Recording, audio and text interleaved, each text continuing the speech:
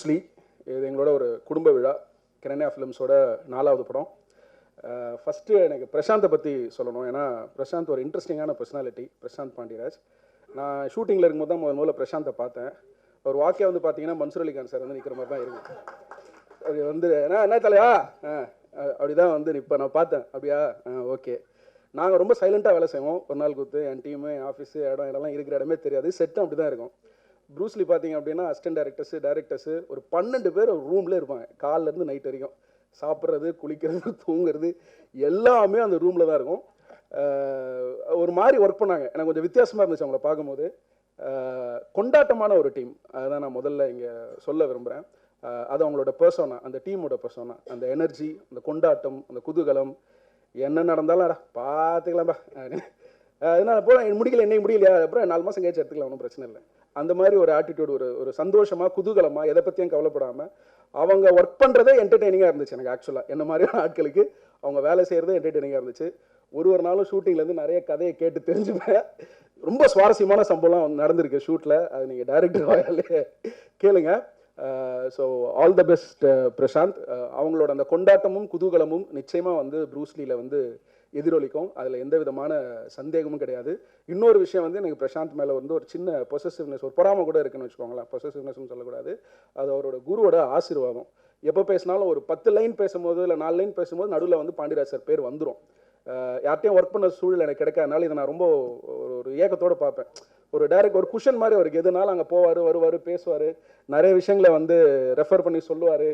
சரி, ஒரு பயங்கரமான ரிலேஷன்ஷிப் இருக்குது போல இருக்கு அவரோட டேரக்டருக்கும் அவருக்கும் அப்படிங்கிறது என்னோட புரிதல். அது உண்மையாக இல்லையான்னு அவருக்கு தான் தெரியும். சிரிக்கிறத வச்சு ஏதோ புரிஞ்சிக்க முடியுதுங்க. ஸோ அந்த விஷயத்தில் எனக்கு பிரசாந்த் மேலே ஒரு சின்ன பொறாமை உண்டு. ஏன்னா அந்த பசங்க ப்ரொடக்ஷன்ஸ் பாண்டியராஜ் சாருடைய அந்த கூடாரத்திலிருந்து வந்திருக்கக்கூடிய ஒருத்தர், அங்கே இருக்கக்கூடிய நிறைய விஷயங்களை கற்றுக்கிட்டு வந்திருப்பார். அது ஒரு என்ன சொல்கிறது, குருவோட இடம் வந்து வெரி ஸ்பெஷல், உங்களுக்கு தெரியும். ஸோ அந்த வகையில் that is the next thing. 3வதாக நான் சொல்லணும் அப்படின்னு விருப்பப்படுறது பார்த்தீங்கன்னா ஜிவி சார். இந்த வருடத்தோடைய ஆரம்பத்தில் ஓப்பனாக என்கிட்ட கேட்கணும் அப்படின்னா ஜிவி சாரோட மியூசிக் வந்து எனக்கு மேலே இருந்தது.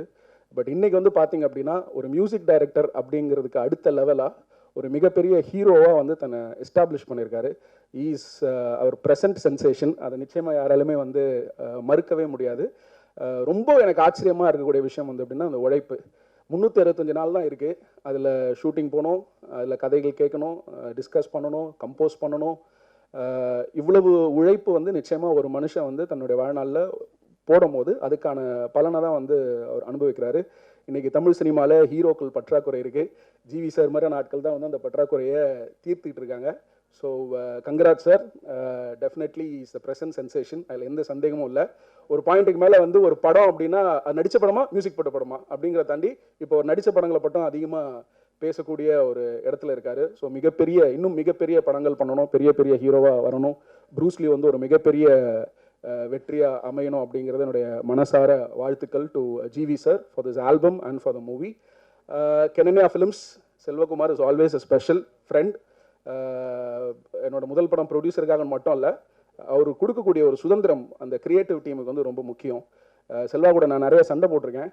பட் அதையும் தாண்டி செல்வா கொடுக்கக்கூடிய அந்த freedom for a creator is extremely important. Kenanya ஃபிலிம்ஸில் வந்திருக்கக்கூடிய படங்களோட குவாலிட்டி பார்த்தீங்கன்னா நிச்சயமாக உங்களுக்கு தெரியும். ஒவ்வொன்றும் ஒரு ஸ்டைலில் இருக்கும். ஒரு டைரக்டரோட பேண்ட் வித் அவருக்கு தெரியும். ஒரு ஸ்கிரிப்டோட ஸ்பெக்ட்ரம் என்னங்கிறது அவருக்கு தெரியும். எதை எந்த அளவுக்கு ஸ்குவீஸ் பண்ணணும், எதை எந்த அளவுக்கு எக்ஸ்பேண்ட் பண்ணணுங்கிறது தெரியும். So Selva is a very big plus. So all the best Selva for Bruce Lee. I know Bruce Lee is a very important film for you. அதுக்கப்புறம் வந்து விட்டல் சார், அவருக்கு வந்து செல்வாவோட சேர்ந்து இது 3வது படம் ஃபார் பிகே ஃபிலிம் ஃபேக்ட்ரி. அவர் is a very big pillar of support for Kenanya films and Selva sir. So அவருக்கும் வந்து இது ஒரு மிகப்பெரிய வெற்றி படமாக, சிறப்பான படமாக இருக்கணும் அப்படின்னு நான் வாழ்த்துறேன். ரவி சாரோட எனக்கு இப்போ கொஞ்ச காலமாக தான் பழக்கம். அவர் சைலண்ட்டாக இருப்பார், இருக்கிறதே தெரியாது. ஆனால் பேசும்போது மட்டும் கரெக்டாக 4 வார்த்தை பேசினா மட்டும் அதில் 1000 அர்த்தம் இருக்கும். அது சிரிக்கிறார் பாருங்க. அதனால் வந்து அவர் வந்து ஒரு ப்ராஜெக்டில் வந்து இன்வால்வ் ஆகிருக்காரு அப்படின்னா அவருடைய meticulous planning and thought process டெஃபினட்டாக அதில் உள்ளே இருக்கும். ஸோ இது ஒரு நல்ல டீம். நிச்சயமாக வந்து அவங்க நல்லா பண்ணியிருப்பாங்கிற நம்பிக்கை இருக்குது. பிரசாந்த் மேலே மிகப்பெரிய நம்பிக்கை இருக்குது. ஜிவி சாரோட ஸ்கிரிப்ட் செலெக்ஷன் இன்றைக்கி வந்து it is very trendy, the most trendy themes is been working with. So all the very best to the team. மீடியாட்ட ஒரே ஒரு ரிக்வெஸ்ட் தான், ஒரு முதல் பட இயக்குனருக்கு ஒரு முதல் படங்கிறது ரொம்ப ரொம்ப முக்கியம். இன்றைக்கி இருக்கக்கூடிய சூழலில் ஒரு வாரத்துக்கு 2 படம் 3 படம் 4 படம் 5 படம் வருது, கவுண்டே இல்லை. ஸோ நல்ல திறமையான இயக்குனர்கள், திறமையான டீம் வெளியில் வரும் பொழுது அவங்களுக்கு நீங்கள் ஏற்கனவே கொடுத்துட்ருக்க உங்களுடைய ஆதரவை இன்னும் கூர்மையாக, இன்னும் கொஞ்சம் கவனமாக முதல் பட இயக்குனர்களுக்கு சரியான முறையில் உங்களுடைய ஒத்துழைப்பு வேணும் அப்படிங்கிற ஒரு பாயிண்ட்டை இங்கே நான் ஹைலைட் பண்ண விரும்புகிறேன். Especially for first film directors. நான் கடல் ஜாஸ்தியாக இருக்குது, மீன் நிறையா இருக்குது, அதனால் எந்த மீனை எப்போ பிடிக்கிறது அப்படிங்கிறது ஆடியன்ஸ்க்கே குழப்பமாக இருக்குது. ஸோ நீங்கள் தான் வந்து ஹெல்ப் பண்ணி எது டேஸ்ட்டான ஃபிஷ்ஷு, எது ரொம்ப நல்ல ஃபிஷ்ஷு, இது சாப்பிட்டா நல்லாயிருக்கும் அப்படிங்கிறத நீங்கள் கண்டிப்பாக கொண்டு போய் நிச்சயமாக சேர்க்கணும். அது உங்ககிட்ட ஹைலைட் பண்ண விரும்புகிறேன். For the entire team, for all the lyricists, Umesh, art director, Shankar, one of my favorite cameramen, உங்கள் எல்லாருக்கும் என்னுடைய வாழ்த்துக்கள் for the entire team. So may Bruce Lee achieve the biggest success in the coming months. Thank you and all the best.